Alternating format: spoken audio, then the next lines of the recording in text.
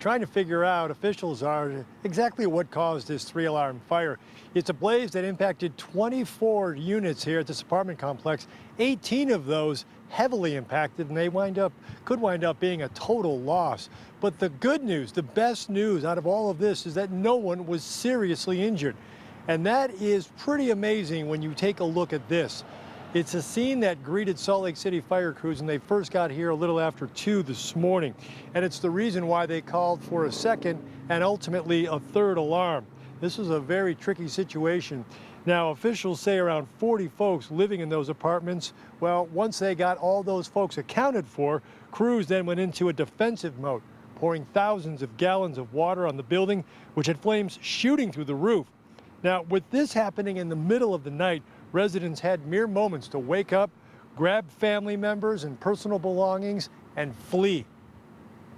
Smoke was kind of filling our apartment, so we rushed real quick, grabbed our kids, grabbed some shoes and some clothes, and got out.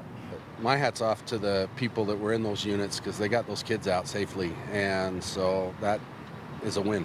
As far as we're concerned, nobody died at this fire, and it could have really easily, considering the time of day and the damage, that could have easily been something different.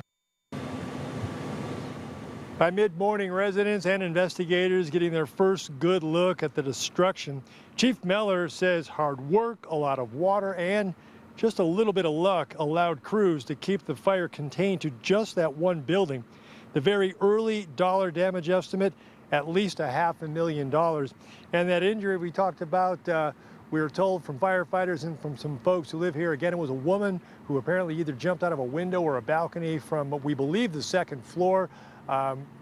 Reports were that she may have broken her leg. We didn't have that confirmed as of a short time ago, but she was taken to a local hospital with non-life-threatening injuries. Meanwhile, those 40 folks who were affected by all of this, many of them family members, they're now working with Salt Lake City Emergency Management Services and the Red Cross to establish getting back on their feet, getting things like temporary housing, food, clothing, things like that. Right now we're live in Salt Lake City. Scott McKane, Fox 13 News, Utah. Boy, what a night. Glad they're all okay. Thanks, Scott.